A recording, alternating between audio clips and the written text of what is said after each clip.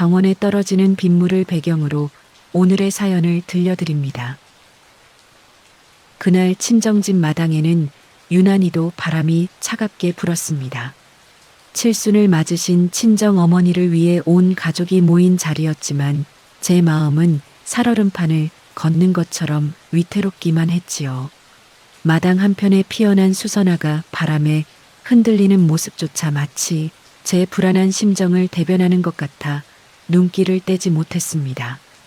상위에 차려진 갈비찜이며 전 냄새가 코끝을 찔렀지만 제 시선은 자꾸만 남편의 입술 끝에 머물렀습니다. 저 입에서 또 무슨 비수가 튀어나올까 오늘은 제발 조용히 넘어가 주기를 빌고 또 빌었습니다. 하지만 남편은 보란듯이 젓가락을 탁 내려놓으며 헛기침을 크게 내뱉었지요. 그 순간 정적이 흐르던 거실에서 남편의 목소리가 천둥처럼 울려 퍼졌습니다. 장모님, 요즘 세상에 이런 음식을 누가 먹습니까?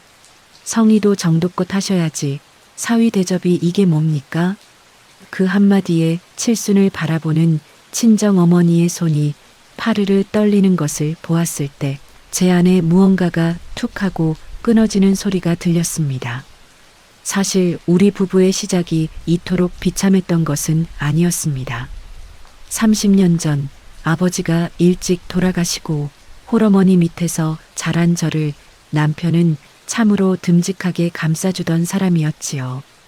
그때만 해도 남편은 제 가난한 집안 형편을 다 알고도 내가 당신의 든든한 아버지가 되어주겠다며 호기롭게 말하던 청년이었습니다. 결혼식조차 제대로 올리지 못하고 단칸방에서 시작한 살림이었지만 저는 남편 하나만 믿고 세상을 다 얻은 기분으로 살았습니다. 남편 역시 처음에는 장모님을 제 어머니처럼 모시겠다며 명절마다 작은 선물이라도 챙기려 애쓰던 사람이었지요. 그런데 사람이 변하는 것은 참으로 한순간이더군요. 남편이 직장에서 조금씩 자리를 잡고 살림살이가 나아지기 시작하자 그의 어투에는 묘한 우월감이 섞여들기 시작했습니다. 본인의 집안은 대단한 가문이라도 되는 양굴었고 저희 친정 식구들은 은근히 무시하기 시작한 게 그때부터였습니다. 남편의 변화는 아주 사소한 것에서부터 시작되었습니다. 처음에는 제가 친정집에 반찬을 좀 가져다 주는 것에도 눈치를 주기 시작하더군요. 당신네 집은 왜 맨날 가져가기만 해? 우리가 자선사업가도 아니고 말이야. 남편의 그 툭 던지는 말 한마디가 제 가슴에 작은 생채기를 내기 시작했습니다. 제가 버는 돈 없이 남편이 벌어다 주는 돈으로 살림을 하다 보니 저는 어느새 남편의 눈치를 보는 것이 일상이 되어버렸습니다. 친정어머니가 제 아이들을 봐주러 오실 때도 남편은 고맙다는 말 대신 장모님 오시면 집안 공기가 탁해지는 것 같아요라며 노골적으로 불쾌감을 드러내곤 했습니다.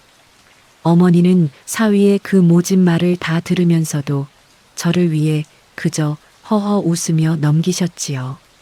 그때 제가 어머니의 편을 들며 강하게 말했어야 했는데 저는 그저 부부싸움이 날까 두려워 침묵을 선택했습니다. 그 침묵이 남편에게는 무례를 저질러도 된다는 승인처럼 느껴졌을지도 모릅니다. 신혼 시절 첫 명절의 기억은 지금도 제 가슴을 아리게 합니다.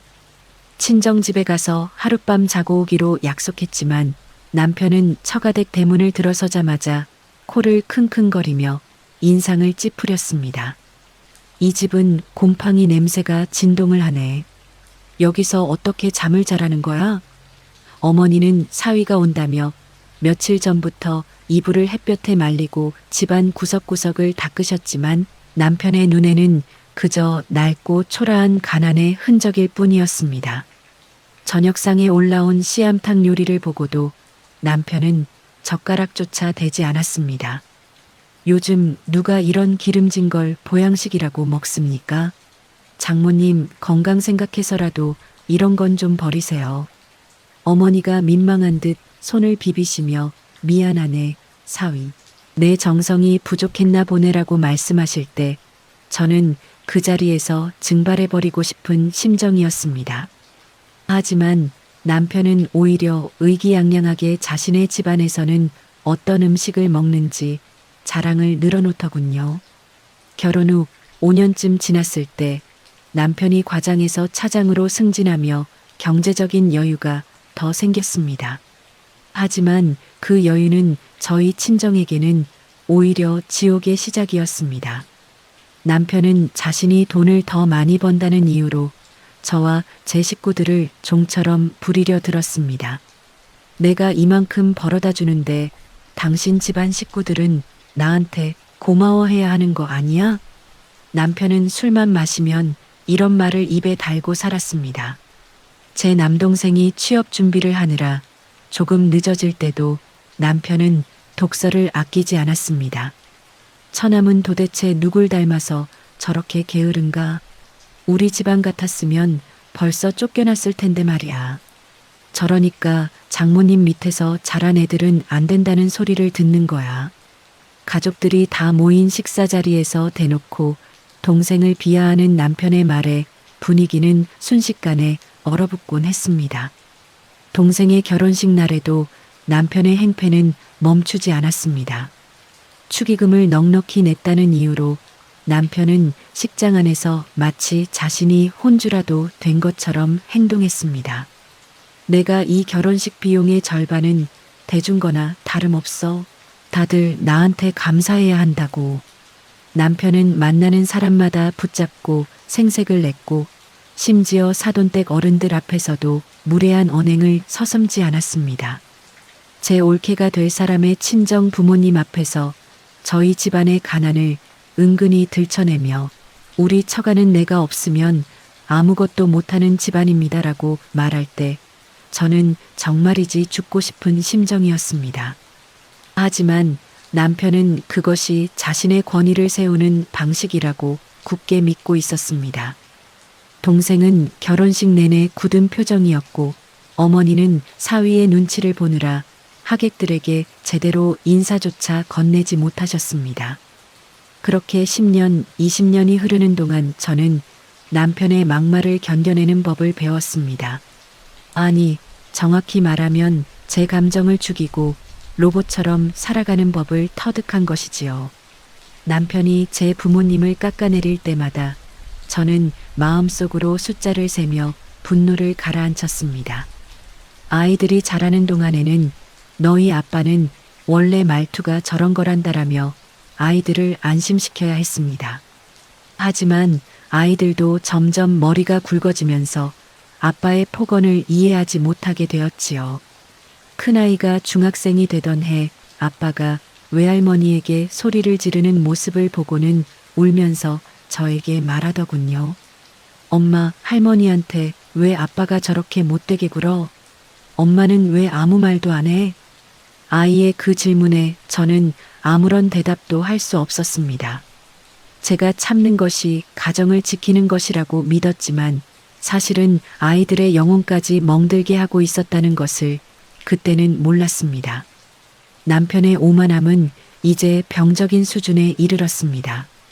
그는 자신의 말이 법이고 진리라고 믿었습니다.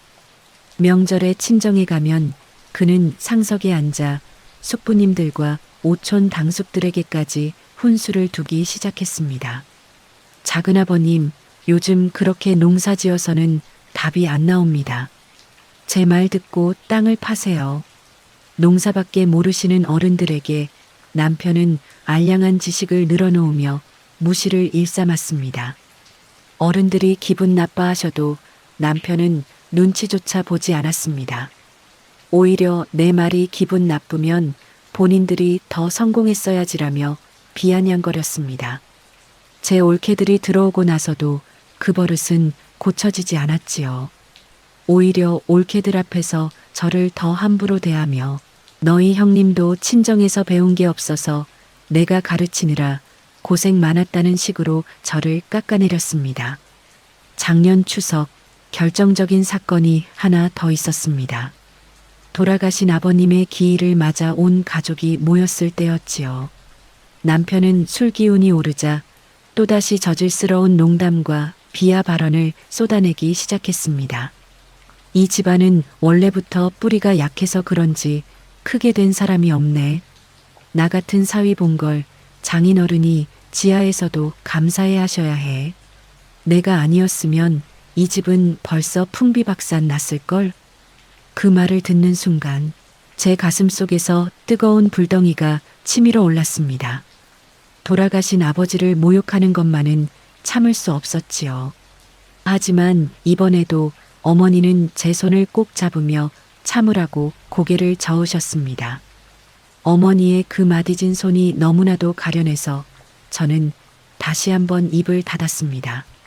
그러나 그때 남편의 눈빛에서 보인 그 조소와 경멸을 저는 평생 잊지 못할 것입니다. 그는 제가 아무리 짓밟아도 소리 내지 못하는 벌레쯤으로 여기고 있었습니다. 남편의 막말은 이제 집안의 공기처럼 익숙해져 버렸습니다. 집에서도 그는 저를 야 혹은 너라고 부르며 하대하기 일쑤였고 제가 하는 모든 일을 비하했습니다. 당신 같은 여자가 사회생활을 해봤자 뭘 알겠어? 그냥 내가 벌어다주는 돈으로 편하게 사는 줄 알아. 당신 친정 식구들 밥 먹고 사는 것도 다 내 덕분인 줄 알고 조용히 살아. 그 돈의 대가가 제 영혼을 갉아먹는 것이라면 저는 단 한 푼도 원하지 않았습니다. 하지만 경제권이 없는 저로서는 당장 그를 떠날 용기가 부족했습니다. 아이들이 결혼할 때까지만, 딱 그때까지만 잠자고 매일 밤 스스로를 다독였습니다. 그러나 세월은 무정하게 흘러갔고 제 마음의 상처는 덧나고 덧나 이제는 건드리기만 해도 고름이 터져나올 지경이 되었습니다. 남편은 그런 제 속도 모르고 오늘도 거실 소파에 누워 친정 식구들을 험담하는데 여념이 없었습니다.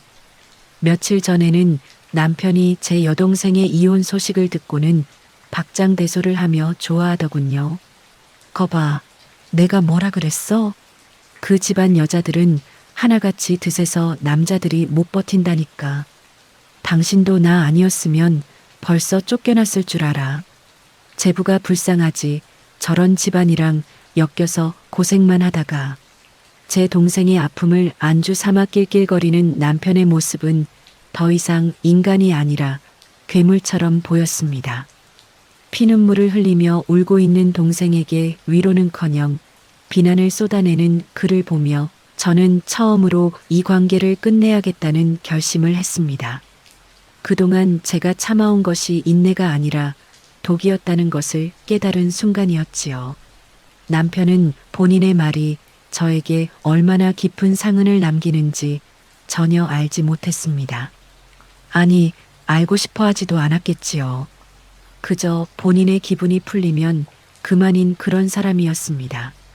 저는 그날 밤 조용히 책상 앞에 앉아 지난 세월을 기록하기 시작했습니다. 남편이 언제, 어디서, 누구에게 어떤 모진 말을 내뱉었는지 날짜별로 정리했습니다. 서랍 깊숙이 숨겨두었던 녹음기도 꺼냈습니다. 남편은 제가 잠들었다고 생각하면 친구들과 통화하며 저와 저희 친정을 기생충 집단이라 부르며 비웃곤 했습니다. 그 녹취록들이 하나둘 쌓일 때마다 제 심장은 차갑게 식어갔습니다. 이제 눈물도 나오지 않았습니다. 오직 차가운 복수심과 해방을 향한 열망만이 저를 지탱해 주었습니다. 어머니의 칠순잔치가 다가오고 있었고 남편은 평소처럼 본인이 주인공이 될 잔치를 기대하고 있었습니다. 그는 이번에도 돈을 쓴다는 명목으로 저희 식구들을 무시할 완벽한 시나리오를 짜고 있었겠지요. 친정어머니의 칠순날이 다가오자 남편은 또다시 유세를 떨기 시작했습니다. 이번 칠순잔치 비용 내가 다 내는 거니까 생색 좀 제대로 내게 해줘. 당신 식구들한테 내가 얼마나 대단한 사위인지 확실히 각인시켜 놓으라고. 최고급 뷔페를 부를 거니까 당신은 옆에서 내 심부름이나 잘해. 그는 잔치 비용을 빌미로 저와 제 식구들을 종처럼 부릴 심산이었습니다. 저는 아무 말 없이 고개를 끄덕였습니다. 하지만 속으로는 다른 계획을 세우고 있었지요. 지난 30년간 모아온 남편의 폭언이 담긴 녹취록과 일기장, 그리고 그가 무시했던 저희 친정 식구들의 눈물들을 하나로 모으기 시작했습니다. 이번 칠순잔치는 어머니의 생신 축하 자리가 아니라 남편의 그 추악한 입을 영원히 닫게 만들 심판의 날이 될 것이라고 다짐했습니다. 저는 조용히 칼날을 갈며 그날이 오기만을 기다렸습니다. 드디어 칠순잔치 당일 남편은 화려한 양복을 빼입고 기세등등하게 친정집 마당에 들어섰습니다. 그는 동네 사람들에게까지 들릴 정도로 큰 소리로 인사를 하며 돈 자랑을 늘어놓았습니다. 장모님, 사위 왔습니다. 오늘 음식은 제가 제일 비싼 걸로 다 준비하라고 했으니까 마음껏 드세요. 이 동네에서 이런 음식 구경이나 해보셨습니까? 하지만 정작 어머니의 손을 잡거나 따뜻한 눈길 한 번 건네지 않았지요. 그저 본인이 이 잔치의 주인공이냥 행동하며 사람들 사이를 휘젓고 다녔습니다. 제 친척들이 인사를 건네도 그는 거만하게 고개만 까딱거릴 뿐이었습니다. 그 광경을 지켜보는 제 가슴은 분노로 가득 찼지만 저는 애써 침착함을 유지했습니다. 이제 곧 무대가 시작될 것이고 남편은 본인이 판 함정에 스스로 빠지게 될 것이기 때문입니다. 음식이 나오고 분위기가 무르익을 무렵 예상했던 대로 남편의 막말이 시작되었습니다. 어머니가 사위를 위해 따로 챙겨둔 귀한 전복장을 내놓으시자 남편은 냄새를 맡아보더니 인상을 팍 썼습니다. 이거 비린내가 왜 이래요? 장모님, 혹시 유통기한 지난 거 쓰신 거 아닙니까? 우리 집에서는 개도 안 먹을 품질이네요. 사위 대접한다면서 이런 걸 내놓으시면 제 체면이 뭐가 됩니까? 그 목소리가 얼마나 컸던지 주변에서 식사하던 친척들이 모두 수저를 멈추고 저희 테이블을 쳐다보았습니다. 어머니의 얼굴은 순식간에 붉어지다 못해 창백해지셨습니다. 옆에 있던 남동생이 참지 못하고 매형 말씀이 너무 심하시잖아요. 라고 소리쳤지만 남편은 오히려 눈을 부라리며 너는 처남 주제에 어디서 감히 형님한테 대들어? 라며 분위기를 더 험악하게 만들었습니다. 남편은 사람들의 시선을 즐기는 듯 더욱 기고만장해졌습니다. 당신도 그래. 집에서 살림만 하면서 이런 거 하나 체크 못해? 이래서 친정 교육이 중요하다는 거야. 근본이 없으니까 이런 실수를 하는 거 아니겠어? 내가 이 집안을 위해 쓴 돈이 얼마인데 고작 이런 대우를 받아야 하냐고. 근본이라는 단어가 남편의 입에서 나오는 순간 장내에는 싸늘한 공기가 감돌았습니다.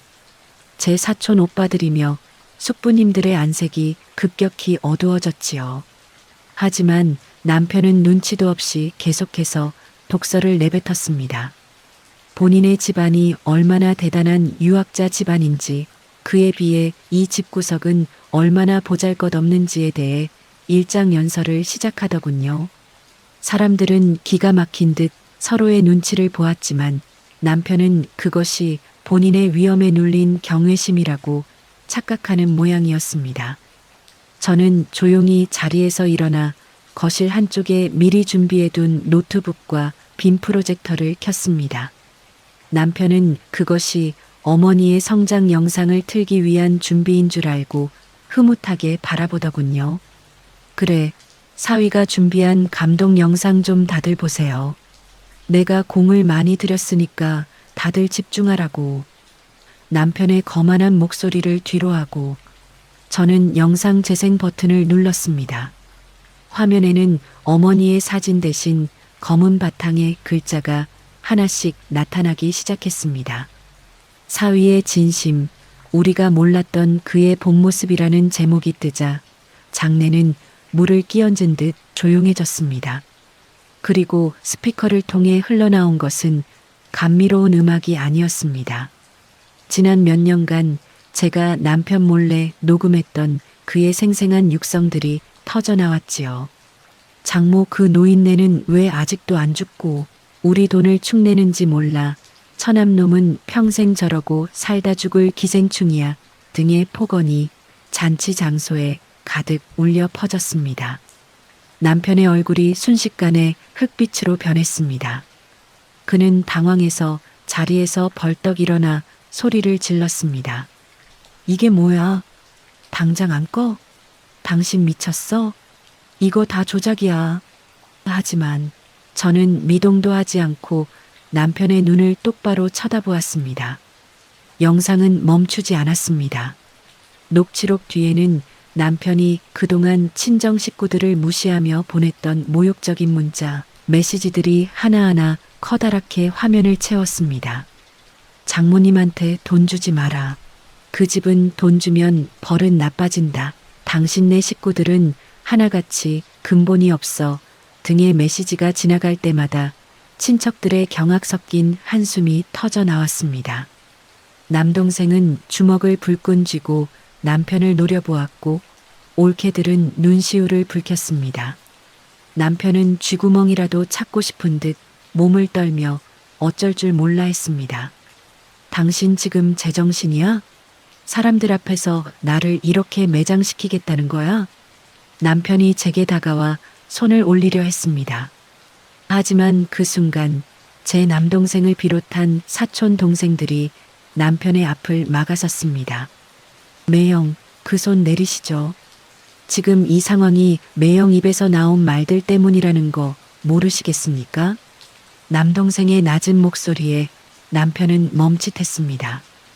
이제 더 이상 혼자가 아니라는 사실이 저에게 큰 힘이 되었습니다. 저는 떨리는 목소리를 가다듬고 생전 처음으로 남편에게 정면으로 맞섰습니다. 아니, 나는 이제야 제정신으로 돌아왔어. 당신이 우리 가족에게 했던 그 모진 말들, 이제 우리 가족 모두가 알게 됐네. 어때? 본인이 했던 말들을 직접 들어보니 참 품격 있고 근본 있어 보이지? 당신이 그토록 자랑하던 그 가문이 예법이 이런 거였니? 어머니는 조용히 다가와 제 어깨를 감싸 안으셨습니다. 어머니의 눈에는 눈물이 고여 있었지만 그것은 슬픔의 눈물이 아니라 해방의 눈물이었습니다. 미안하다, 내 딸아. 내가 참으라고 해서 내가 그 고생을 다 했구나. 나는 괜찮다. 나는 다 괜찮아. 어머니의 그 한마디에 제 마음속에 쌓여있던 수십 년의 응어리가 눈 녹듯 사라지는 기분이 들었습니다. 저는 남편을 향해 차갑게 선언했습니다. 오늘 이 잔치는 당신의 퇴장식이 될 거야. 내가 낸 잔치 비용? 필요 없어. 당신이 낸 그 더러운 돈 다 돌려줄 테니까 당장 내 집에서, 내 가족들 앞에서 나가. 남편은 억울한 듯 주변을 둘러보았지만 그를 편들어주는 사람은 단 한 명도 없었습니다. 그는 결국 본인의 양복 상의를 챙겨 도망치듯 마당을 빠져나갔습니다.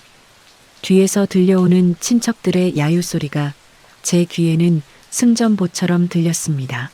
남편이 도망치듯 빠져나간 마당에는 한동안 정적이 감돌았습니다. 하지만 그 정적은 불편한 침묵이 아니라 오랜 체증이 내려간 뒤에 시원한 공기 같았지요. 마당에 흩뿌려진 잔치 음식들이며 엉망이 된 테이블들이 보였지만 제 마음만은 그 어느 때보다 정갈해진 기분이었습니다. 친정어머니는 제 손을 꼭 잡으셨고 남동생은 제 어깨를 다독였습니다. 누나, 정말 잘했어. 진작 이랬어야 했는데 우리가 너무 늦게 알았어. 동생의 목소리에 떨림이 묻어났습니다.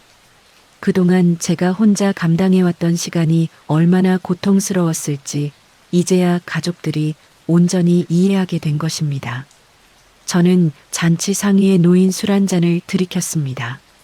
목을 타고 넘어가는 독한 술기운보다 제 가슴속의 울분이 더 뜨거웠지만 기분만은 날아갈 듯 가벼웠습니다. 이제부터가 진짜 시작이었습니다. 집으로 돌아온 남편은 예상대로 길길이 날뛰고 있었습니다. 제가 도착하자마자 현관문까지 달려 나와 소리를 지르더군요. 어떻게 사람들 앞에서 나를 그렇게 망신 줄 수가 있어? 당신이 그러고도 안 해야? 그 영상들 다 어디서 난 거야? 당장 내놔. 거실을 서성거리며 씩씩거리는 남편을 보며 저는 아무런 감정도 느껴지지 않았습니다. 예전 같으면 그의 환한 얼굴만 봐도 가슴이 철렁 내려앉았겠지만 이제는 저렇게 작고 초라한 사람이었나 싶은 연민마저 들더군요. 저는 가방에서 서류 봉투 하나를 꺼내 식탁 위에 탁 올려두었습니다. 망신? 당신이 우리 가족에게 줬던 그 수많은 모욕에 비하면 이건 시작도 아니야. 여기 이혼 서류랑 재산 분할 합의서야. 사인해. 제 차가운 반응에 남편은 잠시 멍한 표정을 짓더니 이내 헛웃음을 쳤습니다. 이혼? 지금 나랑 장난해? 당신이 나 없이 뭘 할 수 있을 것 같아? 평생 내가 벌어다 주는 돈으로 편하게 살았으면서 이제 와서 주제를 몰라도 너무 모르네. 남편은 여전히 제가 본인의 손아귀 안에 있다고 믿고 있었습니다. 저는 조용히 스마트폰을 꺼내 오늘 잔치에서 틀었던 영상의 원본 폴더를 보여주었습니다. 이거 말고도 아직 공개 안 한 녹음 파일이 수백 개야. 당신 회사 게시판이랑 당신 그 대단한 가문 어른들한테도 다 보내줄까? 법정에서도 유용하게 쓰일 텐데 말이야. 남편의 얼굴이 다시 한번 흑빛으로 변했습니다. 그는 제가 정말로 그럴 사람이라는 것을 그제야 깨달은 듯 했습니다. 당신, 진심이야? 남편의 떨리는 목소리에 저는 고개를 끄덕였습니다. 내 30년 세월을 걸고 하는 진심이야. 남편은 그날 밤 한숨도 자지 못하고 거실을 서성거렸습니다. 다음 날 아침 그는 갑자기 태도를 바꾸어 용서를 구하기 시작했습니다. 미안해 여보. 내가 술 기운에 실언한 거야. 당신도 알잖아. 내 진심은 그게 아닌 거. 내가 당신이랑 처가 식구들을 얼마나 생각하는데. 한 번만 기회를 줘. 내가 앞으로 정말 잘할게. 평생 제 위에서 군림하며 호령하던 사람이 무릎을 꿇고 제 발등에 눈물을 흘리는 모습을 보며 저는 묘한 허탈감을 느꼈습니다. 이렇게 쉽게 무너질 거였으면서 왜 그토록 사람을 괴롭히고 가족의 가슴에 못을 박았을까요? 하지만 저는 단호했습니다. 30년을 참아온 세월이 그의 악어의 눈물 몇 방울에 녹아내릴 만큼 가벼운 것이 아니었기 때문입니다. 저는 이미 마음 정리를 끝내고 짐을 싸두었습니다. 이혼 소송이 시작되자 남편의 추악한 본성은 다시금 드러났습니다. 재산 분할을 해주지 않으려 온갖 꼼수를 부렸고 심지어 제가 남편의 돈을 몰래 빼돌렸다는 허위 주장까지 하더군요. 하지만 저는 이미 변호사와 상담하여 철저하게 준비를 마친 상태였습니다. 법정에서 남편의 폭언이 담긴 녹음 파일들이 하나하나 공개될 때마다 판사의 표정은 굳어졌고 방청석에서는 혀를 차는 소리가 들렸습니다. 장모는 늙어서 주책이야라는 남편의 육성이 울려 퍼질 때 남편은 고개를 들지 못했습니다. 본인이 내뱉은 말들이 부메랑이 되어 돌아와 자신의 목을 조르는 꼴이었지요.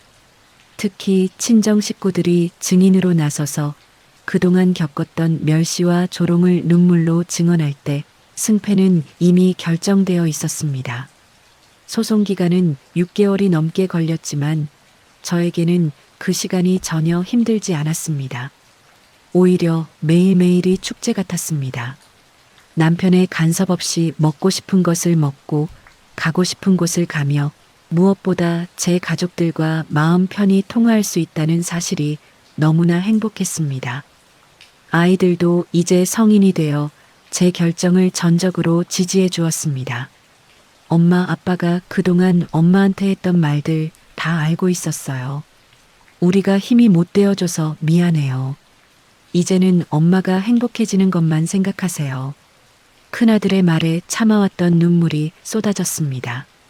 아이들은 아빠의 폭언을 들으며 자라는 동안 본인들도 상처받았지만 엄마를 위해 참아왔던 것이었습니다. 저희 세 모녀는 서로를 안고 한참을 울었습니다. 그 눈물은 슬픔이 아니라 서로의 상처를 치유하는 약이 되었습니다. 법원은 결국 남편의 유책 사유를 100% 인정하며 저의 손을 들어주었습니다. 위자료는 물론이고 재산 분할에서도 제가 기여한 바를 충분히 인정받았습니다. 남편은 마지막 판결이 내려지던 날 법정 복도에서 저를 붙잡고 오열했습니다. 내가 갈 데가 없어, 여보. 나 이제 나이도 들고 몸도 안 좋은데 당신이 없으면 어떡해. 그는 끝까지 이기적이었습니다. 본인이 아픈 것만 걱정했지 저와 제 식구들이 입은 영혼의 상처는 안중에도 없었지요. 저는 그의 손을 차갑게 뿌리쳤습니다.